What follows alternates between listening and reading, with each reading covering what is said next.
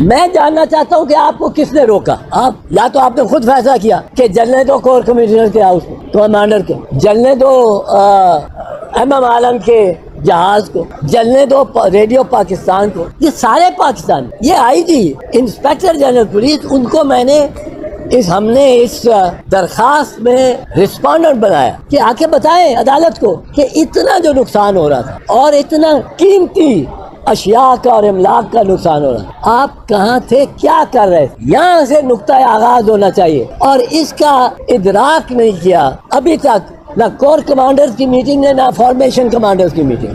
اور میں تو کہتے رہتا ہوں کوئی چیف صاحب کو جا کے عوامی صاحب کو کوئی سمجھائے، ان کو مشورہ ٹھیک نہیں مل رہا میرے خیال، ان کو کوئی سمجھائے کہ یہ قانون ہے، یہ آئین ہے۔ اب اس پہ وکلا تو سٹینڈ لیں گے اگر فوجی عدالتیں لگی، وکلا آئین کے محافظ ہیں، ان کا ہمارا فرض ہے، فرض جس طرح ہر اس کرنل کا تھا جو لاہور میں تھا اس نے، اور اس کا یونٹ بھی اس کے ساتھ تھا کہ وہ جا کے اپنے کمانڈر کے گھر کو آگ لگتی ہوئی بجھائے، کوئی نہیں پہنچا۔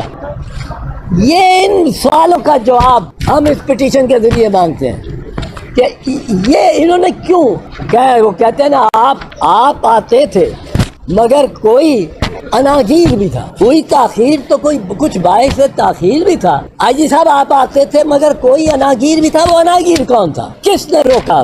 یہاں پہنچیں گے جب تو پھر ہم کہہ سکیں گے کہ یہ ٹریپ نہیں تھا۔ اس طرح تو لگتا ہے آپ نے ٹریپ کیا ورکرز کو، آپ نے ایک جال بچھایا کہ وہ بیچ میں آ جائیں، آپ نے پھر ان کو اجازت دی ہے، اب بلکہ کئی دفعہ انگیز کیا لگتے ہیں، ایسے لوگ آتے ہیں بیچ میں لگتے ہیں جو انگیز کر رہے ہیں، اور ان کی کسی تصویر کسی میں نہیں آتی، آئی جی صاحب ان کے پیچھے نہیں جاتا۔ تو یہ ایک ایسا بے ایمانہ بزدلانہ حملہ ہوا ہے کور کمانڈر کے گھر پہ، ریڈیو پاکستان پشاور پہ، جی ایچ کیو کے دروازے پہ، یہ دیگر ایم عالم کے جہاز پہ، کہ اس کو کوئی ہم برداشت نہیں کر سکتے۔ لیکن ہم یہ کہتے ہیں کہ جو ذمہ دار ہے اصلی اس تک پہنچا جائے، اور وہ آئین اور قانون کے ماتحت عدالتیں ہی کر سکتی ہیں، فوجی عدالتیں نہیں کر سکتے، کیونکہ فوجی عدالتوں نے تو افسران نے پہلے کہہ دیا ہے کہ ایک اور چیز میں عرض کر دوں،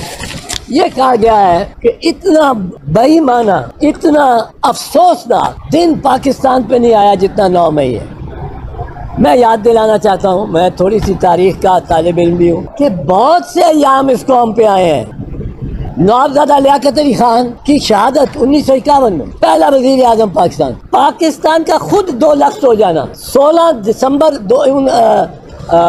1971 کو 2 لفظ پاکستان ہو گیا، ٹوٹ گیا۔ پھر شہید ذوالفقار علی بھٹو کی موت، شہید بے نظیر بھٹو کی موت، 4 مرتبہ اس ملک پہ آئین کو یا منسوخ کیا کلی طور یا اس کو معطل کیا، 1958 میں، 1969 میں، 1969، 1977 اینڈ 1999 تینوں دفعہ ملک گیر مارشل لا لگا دیا۔ کیا وہ تجاوز نہیں تھا؟ کیا وہ بڑے روشن دن سیاہ دن نہیں تھے؟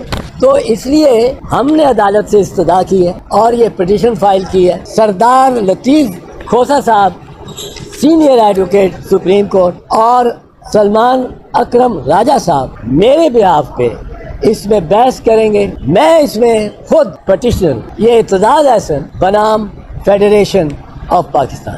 یہ بتائیے گا جس طرح آپ نے تعریف کی سر 97 میں قائد اعظم نے جب کمانڈر ان چیف کو دونوں نے فوج بھیجنے سے انکار، اس کے ساتھ کئی سے بہت اسٹرانگ رہی اور حکومت ان کی آتی ہے جن کے ساتھ سر اس طرح مبینہ طور پر کہا جا رہا ہے کہ باجوہ صاحب کی بات کی ہوئی ہے اور انہوں نے کہا عثمان گلزار کو چینج کرے، مطلب یہ عمران خان صاحب کو کہا تھا، اور انہوں نے یہ بھی کہا تھا کہ آپ امریکہ سوال کریں تو آپ نہیں سمجھتے سر خان صاحب اسٹیبلشمنٹ کو ساتھ نہیں لے کے چلے اور بہت ختم ہو۔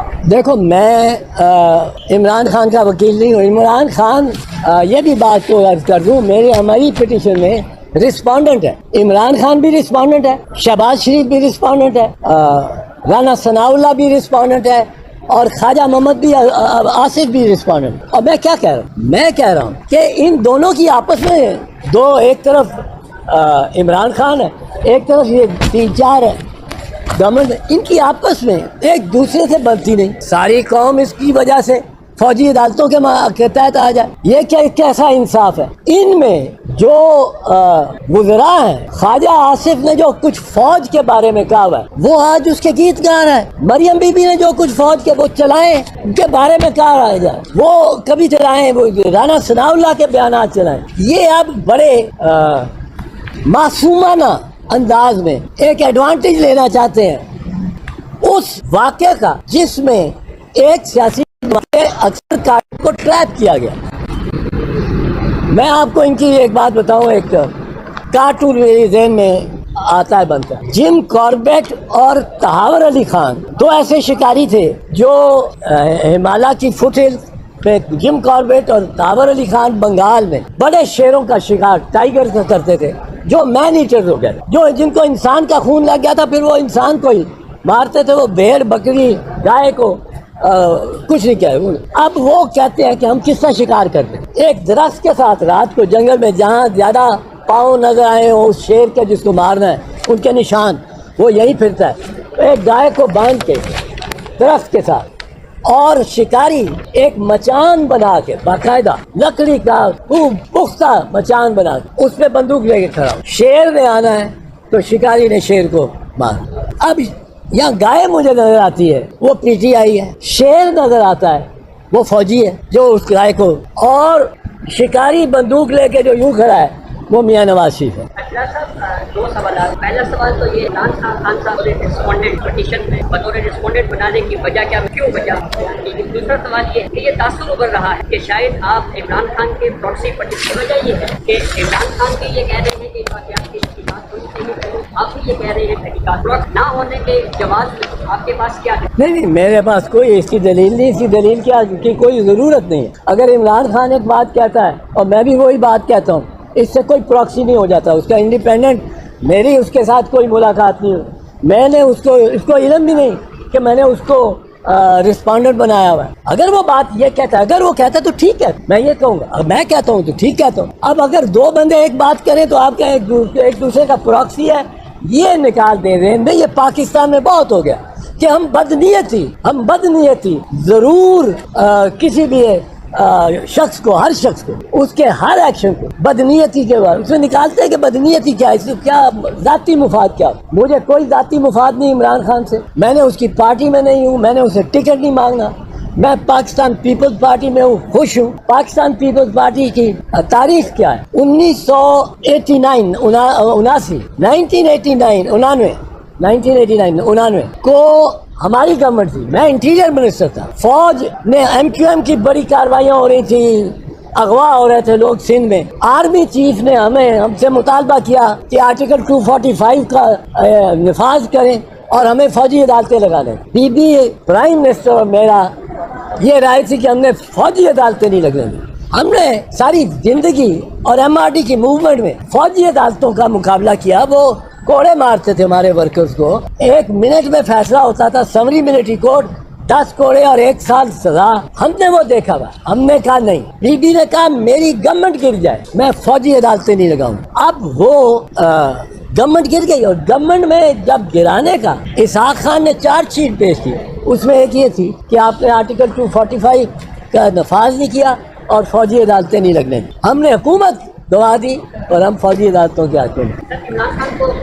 عمران خان کو رسپونڈنٹ اس لیے بنایا ہے کہ میں یہ سمجھتا ہوں کہ یہ دو گروہ عمران خان، اب اگر ان کے ساتھ اس وقت اسد عمر کھڑے ہوتے سیکرٹری جنرل تو اس کو بھی بنا دیتا پارٹی. اگر ان کے ساتھ ان کے کوئی سینئر وائس پریزیڈنٹ کھڑے ہوتے تو ان کو بھی بنا دیتا. عمران خان کو اس لیے بنایا ہے کہ اس کے ایک تو اس کا کوئی ساتھی ایسا نہیں رہ گیا جو میرے علم میں جو اس کے جس کے ذریعے جس کو ساتھ بنایا جائے رسپونڈنٹ. دوسری بات یہ ہے کہ میرا یہ ماننا ہے کہ یہ عمران خان کو ٹارگٹ کرنے کے لیے، اور عمران خان اپنی ضد میں کہ میں اس کی 9 مئی کے مذموم واقعات مذمت بھی نہ کروں، ان دو ضدین میں قوم ساری پھنس گئی ہے فوجی عدالتوں کے تحت. قوم کا کیا قصور ہے؟ یہ جو سینئر پارٹی مین ہے، ایلیٹ جو ہے، اشرافیہ جو ہے پی ٹی آئی کی، ان کو دے رہے ہیں، ان کو کہہ رہے ہیں پریس کانفرنس کرو اور گھر چلے جاؤ. اور وہ گھر ہی نہیں جاتے, وہ دوسرے دن نئی پارٹی بنا رہے ہیں. ان کو آزادی. اور جو کارکن ہے, جو آپ جیسا, اگر آپ پکڑے گئے ہوتے, وہ کارکن بیٹھے رہے, اس کو یہ کوئی سہولت نہیں دے دی. حالانکہ دیہڑی دار ایسے ہیں جن کی اس مقام کے قریب جو رہتے ہیں یا کام کرتے ہیں, ان کا تصویر آگے ہی اٹھا لیا انہوں نے. اب وہ دیہڑی دار ہے, اس کا خاندان چلتا ہی دیہڑی پہ. اس کو آپ موقع دیں کہ بھائی لکھ دو میں سیاست سے دستبردار ہوا, اور پی ٹی آئی کو گالی دے دو, تو وہ لکھ دے گا, گھر جائے گا, خاندان کو دیکھے گا. اس کو یہ بہت زیادتی ہے اور اس کو ہم کنڈیم کرتے ہیں. پر عمران خان اور میں کیوں بنایا ہے, اس لیے کہ عمران خان اس ایک گروپ میں ہے جن دو گروپوں کی کشمکش سے میں سمجھتا ہوں فوجی عدالتیں معرض وجود میں آ رہی ہیں.